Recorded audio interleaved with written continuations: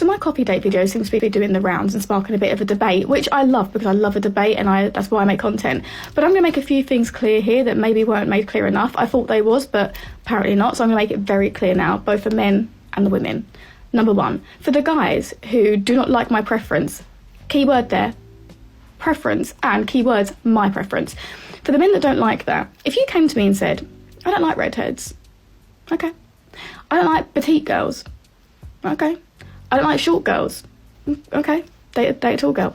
I wouldn't care, because you've just told me that I'm not your preference, so therefore I'm not going to waste my time with dating you. And that conversation would be very short-lived, and I would let you go about your business, and I'd go about my business, and I'd let you go find a non-petite, non-redhead girl that you like, and I would go find a man that likes to do non-coffee dates, bar dates, dinner dates, whatever. Really that easy. See how simple that was?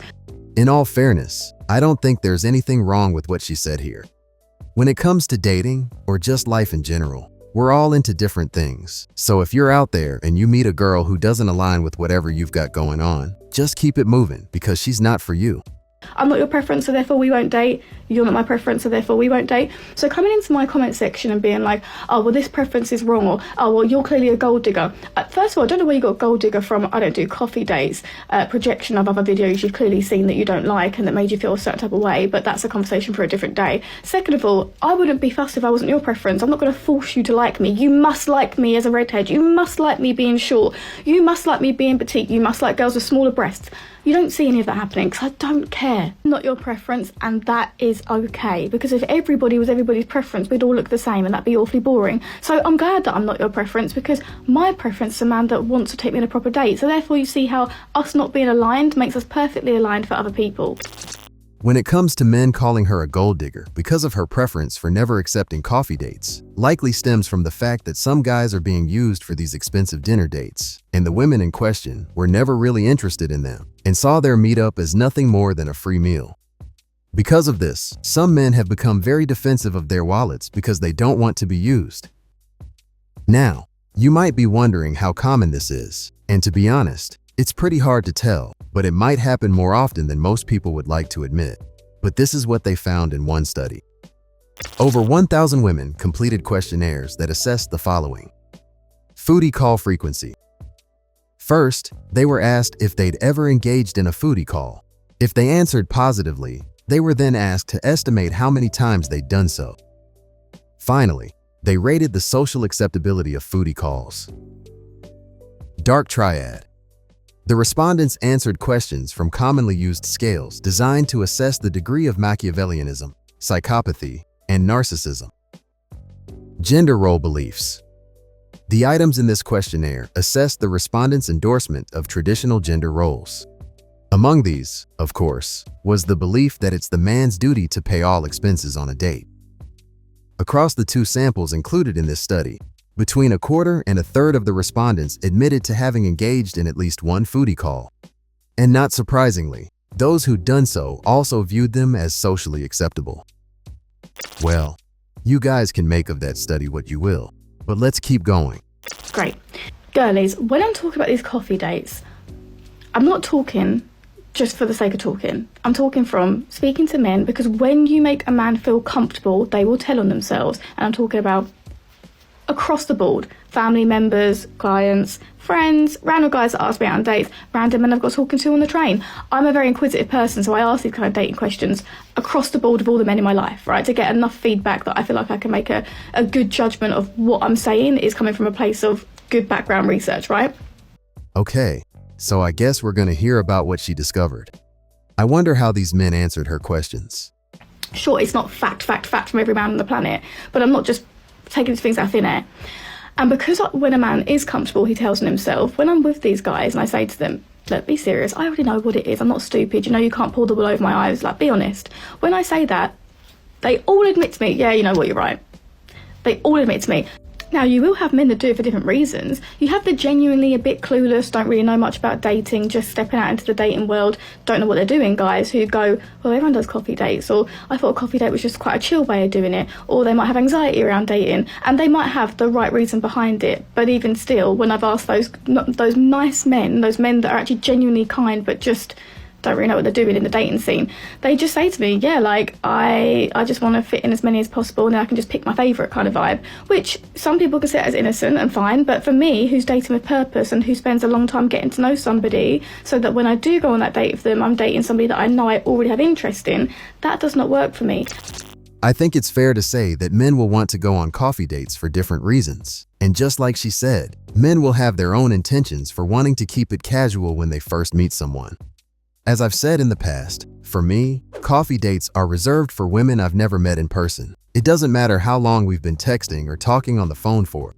And the reason I'm like this is because I've met a few women in the past who I've vibed with through text and talking on the phone. But when we finally met in person, it just wasn't the same. Which is why I stopped doing the whole texting forever thing before you finally get to see someone in real life. The vibe when you meet someone in the real world can change for all sorts of reasons. Maybe you're not as attracted to them in real life. Maybe their pictures were misleading. Maybe they have an odor that isn't so nice. Or maybe the conversation just doesn't flow as well in person as it did when you were online. When it comes to men who are just lining up 3 or 4 coffee dates in a week so they can pick their favorite, tells me that these men are far above average, because if that's something they're able to pull off, they're definitely the type who women are drawn to, because the average guy can't pull that off on any sort of regular basis. And if they're meeting these women on dating apps, the average guy would be lucky if he gets 4 matches in a week. And if you're a woman that doesn't want to be dated like that, that is not going to work for you. That's why I say no to coffee dates. And so I will spend a while getting to know somebody, because again, a lot of this comment section is saying, well, coffee dates are just a really casual way of getting to know somebody. As a woman, I'm not going and meeting somebody I barely know. It's not fucking safe. Second of all, I'm spending about 2 weeks minimum talking to a guy before I go on a date. If he's really, really local, maybe a week and a half. But most of the time I'm dating guys that are far away, so it's usually 2 weeks. And the reason why I'm doing that is, one, for my safety, but two, also because if I can talk to that guy for a while, I've got a very good idea of who he is. Now, do you know that man properly? Absolutely not. In my opinion, talking to someone for a couple of weeks through text or even over the phone isn't getting to know someone. Just like everybody else, there are people she's had in her life for years, and she still doesn't even know who they really are. In my early days of online dating, there was a girl I was talking to for a couple of months before we met up. And when we finally did get together in person, just like I said earlier, it wasn't the same.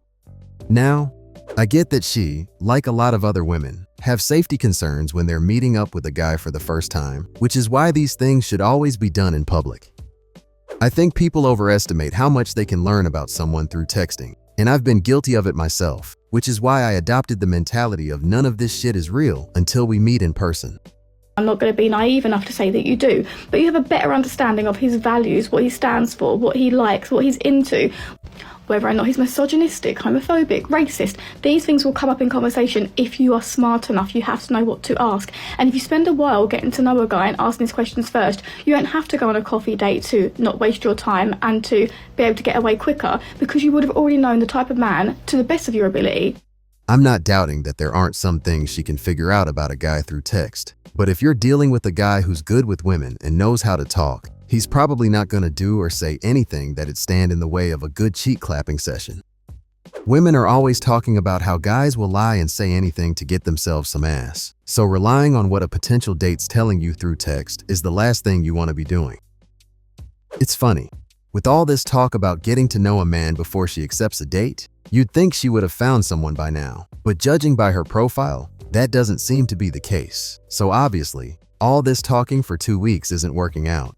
That you'll be going on a date with. And this is why I always do a 1 to 2 week period of talking and asking really important questions. I'm not doing small talk straight away. I'm dating with intention, so I'm asking important questions. I'm asking questions that somebody who's 30 asks, because I'm not wasting my time. Even as a woman who doesn't want to get married, doesn't want children, I'm still dating with purpose. I'm still dating with the idea of, if I'm going to be with a man, it's going to be hopefully for the rest of my life. And so because I'm dating with that idea in mind, I'm going to ask important questions. I'm going to ask the questions that are really important, like religion, like children, like marriage, like where do you stand on feminism? What's your political views? And there's nothing wrong with asking that beforehand. You can ask it quite light-hearted, you can ask it quite casually, you can ask it more towards the end of the date. But also, if you're talking to a man that's also dating with intention, he's probably going to want to ask you those same questions as well. I can appreciate that she's dating with intention and all that, and is being deliberate with how she dates, but it still hasn't landed her the type of man she wants. And from how she's replied to some of the comments on her videos, it doesn't sound like any of the recent dates she's been on have gone all that well because her opinion of men doesn't seem to be that high. While I think the questions she wants to ask are important, there's nothing to stop a man from lying out of his ass. He could tell her that he's all about feminism, but it'll only be through observing his actions and how he moves in the world that'll give her a better sense of what he's all about. Granted, this takes a lot more time, and your deductions will never be 100% accurate, but spending time with someone in the real world will tell you more about them than any conversation you can have through text. So it's actually beneficial for both of you. If you were doing this, then you wouldn't have to worry about getting away from a coffee date. You wouldn't have to worry about I feel awkward so I want to leave. Because you'd already kind of know the man you're dating-ish, enough to have a better idea.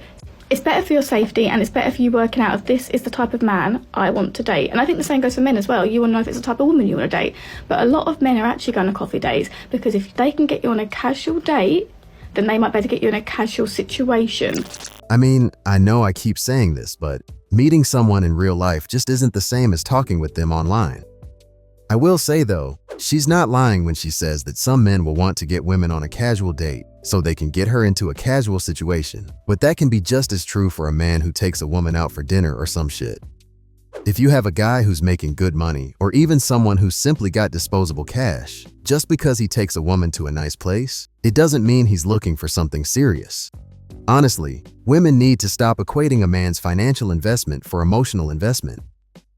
I'd even go as far as to say that taking a woman to a nice place makes it easier to get the cheeks, especially if a woman's dealing with a man who has experience.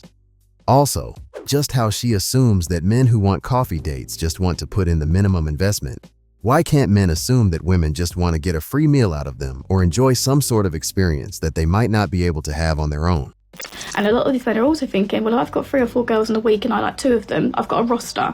I'm a woman that's not dating with a roster, so therefore I'm not going to date a man that wants to date with a roster. And because a coffee date screams that to me, that's why I won't do a coffee date. And to me, that's just common sense because, again, if you ask a man honestly, they will tell on themselves. And if you spend long enough talking to a man, they do tell on themselves. So if you're talking to a man for a very short amount of time and then going straight to a coffee date, of course you haven't got enough time to realise what his intentions are because you've not given him enough time to tell on himself. If a man has a roster, to me, it just means that he's good enough with women, or attractive enough, that he's able to draw them into his orbit. I don't even think that many men have a roster these days. I mean, we're living in a time in which guys aren't getting that much action. So if a man has 4 women to choose from, he's got to be something special, right? And another thing I'll say is, if you are speaking to a man for a while, one, if he's doing that, you know he's interested. If he's trying to speed it along, go straight to the date, that to me is not a man that's interested in me enough. And I've never dated a man that does try to speed it along. As soon as they try to speed it along, I'm out. But if a man is talking to you for a while, you know he's genuinely interested in getting to know you, not being there for lust, not being there to kiss or go to something else straight away, or just to look at you. They actually want to get to know who you are first. So one, you get told that. Great, that's great confirmation that they like you for who you are. I'm definitely the type of guy who'd want to speed shit along so we can meet up in person. And it's not in a pressure sort of way. It's just that I don't want to be talking for weeks on end, only to meet up with someone to find that we don't really click in person like that. In my book though, 2 weeks isn't really that long when it comes to meeting someone for the first time, but they better not be expecting me to be on the phone messaging back and forth from dusk till dawn. Funnily enough, online dating kind of reminds me of Love is Blind. Because on that show, you could have 2 people who get along perfectly fine and even claim to be in love with each other. But when they finally get to see what the other person looks like in real life, that shit can go left super quick. 2, if they spend a while getting to know you, and I mean properly getting to know you to the point where they think, I actually quite like this girl, I guarantee they'll make the date better. I've never spoke to a guy for 2 weeks and then him still stuck to the idea of wanting to do a coffee date or even offered me that in the first place. Every man that I've dated, in my mind, more seriously and spoken to for a while and had like the 2-week conversation, when it comes down to the date and them asking for a date, they always offer a date that tells me, I see you, I take you seriously, you are somebody I want to take seriously, let me offer you a date that is a reflection of how I feel about you so far. Please just wait it out. If you don't believe me, test the theory. You'll get a lot of men fall off. You'll get a lot of men go, nah, gold digger, I don't want to do that. Good, they're the men you don't want to date. Carry on. Talk to men, say I like to talk for a little bit longer, get to know you. The ones that stick about, the dates will be so much better, and those men are far more likely to actually be interested in you as well. Just like a lot of women, she's making the mistake of thinking that because a man will take her on an amazing date, it means he's into her and wants to take her seriously. Of course, this is going to be the case sometimes, but you're also going to have a lot of guys who are just playing the game, doing what they need to do to get the cheeks. In my own life, I can think of a couple of guys who'll treat women to the most extravagant experiences and never have any intention of seeing them again, because all this is just a game to them and they're having a good time. In all fairness, there aren't a lot of guys like this, and that's for a variety of reasons, but I'm just letting you know that this sort of stuff happens. High value girlies accept coffee dates as a first date when they're meeting a stranger. Don't come for me, and I know the main argument might be I'm spending so much time, energy, money on my outfit, my hair, my clothing, which is very, very valid, by the way. Being a woman is expensive. But if you want to be concerned about waste, only be concerned about wasting your time, your energy, your mental bandwidth on someone who's not right for you, and you're stuck on like a 3-4 hour long dinner. It's funny how drastically different the opinions of these two women are, which, to be fair, isn't that weird because we all have our own way of doing things. But you can understand why some guys might be a little confused when they're new to the game and they're trying to figure out what women want. This woman's more along my line of thinking, because when I'm meeting someone for the first time, I want to waste as little time as possible if I'm not feeling whatever's going on. The first woman was all about building up emotional and financial investment, whereas this woman just wants to know as soon as possible if she clicks with someone or not. Even if it is Michelin star, even if it is the most luxurious dining experience your taste buds have ever experienced, us girls literally within 10 minutes, maybe sooner, can tell if we want to see that guy again. A lot of us can. And what, you're going to spend 3-4 hours just to try a new restaurant, just to see if the guy is going to financially invest in you? Be concerned with wasting your own time. A coffee date is perfect. I mean, if you don't want to drink coffee, meet for an afternoon later towards the evening, caffeine-free chamomile date. And I'm not even kidding. Go for a Joe and the Juice date. Get a nourishing green smoothie. It's got the vegetables. Get a protein shake and get your protein in for that day. Maybe go to the gym after. Do these things, but you don't need to spend 2-3 hours on some dinner with some guy that you don't even know you like. What she's saying is true. And the same thing goes for men when they're meeting a woman for the first time. Within a few minutes of interacting with someone in the real world, you can pretty much figure out if you'd like to get to know this person more. So why not get this part out the way as soon as possible? If things go well on the first date and you want to see this person again, you can plan something a little more exciting for the next time you meet up. But at least this time, you know you'll be spending time with someone whose company you enjoy in person. And hey, it can still go wrong on your second date, because that's just how things go sometimes. But I think your odds are much better.